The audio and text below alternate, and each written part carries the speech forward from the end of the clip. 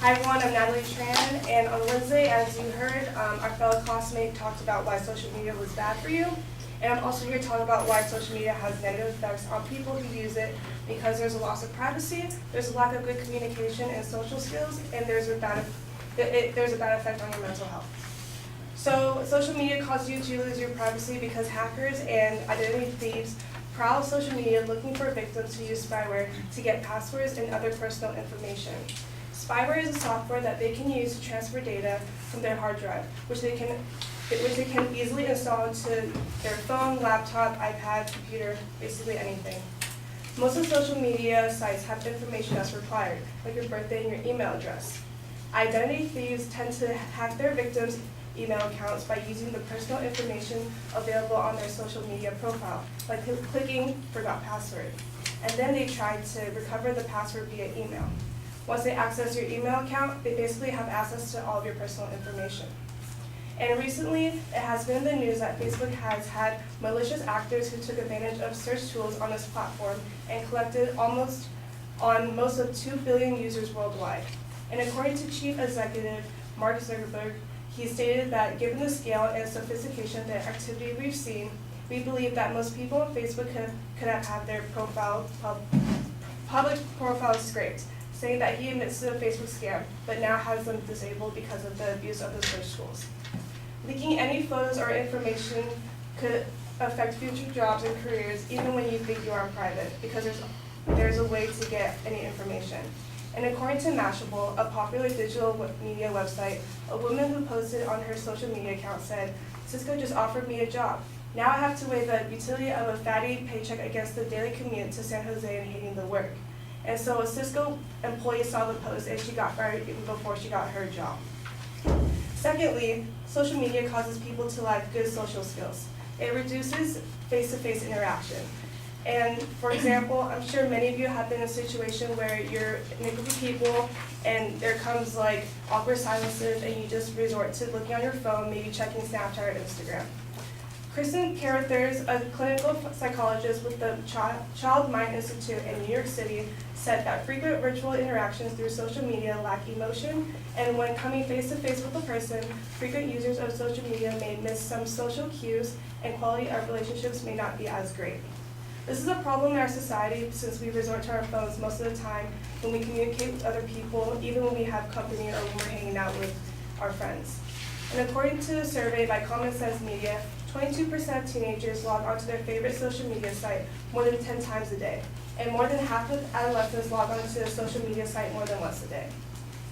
And lastly, social media causes damage to your mental health. Social media sites focuses on people's physical appearance, making others feel the need to look a certain way, leading to multiple problems like depression, anxiety, and jealousy. It can cause you to lower your self-esteem and become obsessed with the idea to look like someone you are not, because we are constantly comparing our lives with others, even trying to one-up someone else and make your profile look more fun and interesting, like we do on Instagram or Facebook and Snapchat. A survey of young people conducted by the London-based Royal Society for Public Health found that social media sites such as Instagram, which primarily focuses on people's physical appearance, are contributing to a generation of young people with body image and body confidence issues. Not only does spending so much time comparing ourselves to others damage our mental health, but it also causes students to spend more time on social media rather than studying. According to the article of Telematics and Informatics, a number of researchers have found negative impact on students who use social media too much and have had their grades suffer immensely. Students also try to multitask while studying, showing reduced academic performance because they cannot fully concentrate, because you can't really do 2 things at the same time and have full concentration on that. It is not possible to multitask on social media and study and retain all of that information. So overall, I just want to say that social media does have a negative impact on people's lives because you lose privacy, the lack of social skills, and it damages your mental health. Thank you.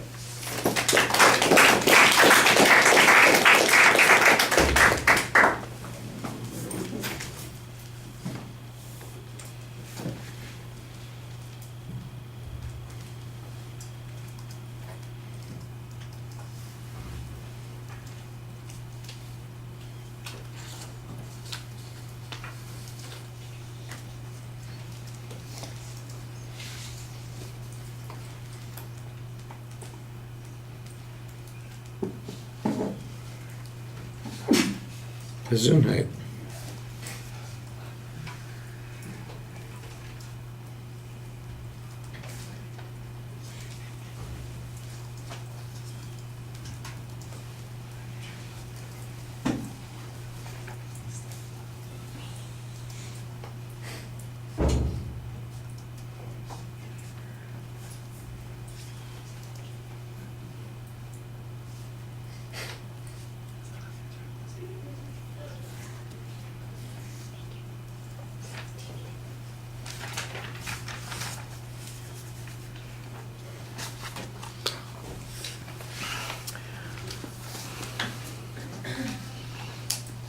All right, let's kind of start with the evidence this time. I thought that you had a couple of good examples, and there's some testimony that's being cited, but there's also a lot of information that is full of speculation. There's, this idea about focusing on appearance. The one quote that you have there from the Royal Society that did this particular study, it suggests that people are going to be focusing on body issues, that they are contributing to this. And that kind of brought up the whole point that I was having at the beginning of the speech when it comes to the controversy. How is any of this different from the same kinds of arguments that have been made about all media for the last 50 years? Television, MTV, comic books, magazines, newspapers all supposedly done the same kinds of things. We should be able to see some measurable impact on the culture.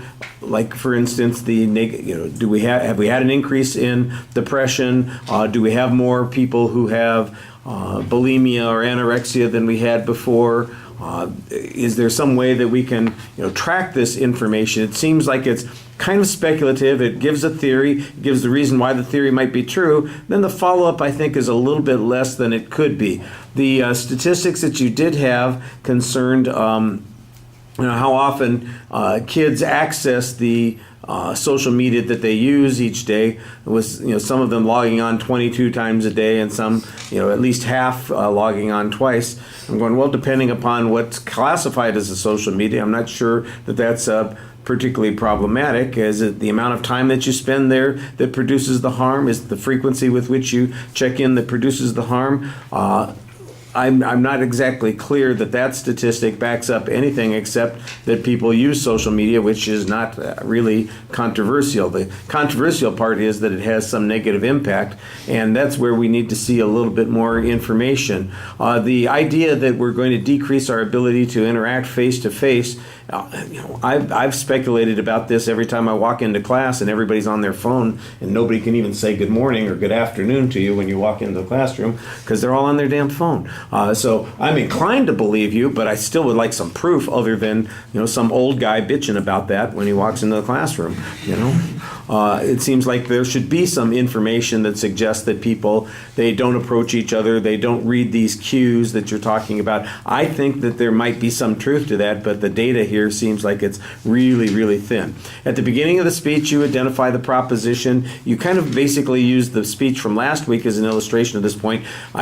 Social media, I think I have 15 speeches this quarter at least on social media between my 3 classes. So that's going to come up repeatedly as an issue here. It's not a bad idea to make reference to the other speech, but I think your topic is clear. The preview's okay. Like I said, the controversy is, how big an impact it's having. I don't think anybody doubts that social media influences people. The question is, how much does it influence them, and is it in a bad way? The idea of multitasking, people have been trying to multitask. We're back to the same issue again.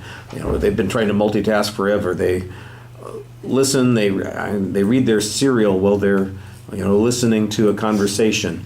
Their cereal box. The notion that social media, it makes it worse. That's the kind of argument that you are trying to make, but how is that going to be measured? That's the thing I think that's kind of missing here. There's a lot of rushing and a lot of reading, and that's, I think, a little problematic from an ethos point of view, but the summary was nice at the end of the speech. All right, thank you.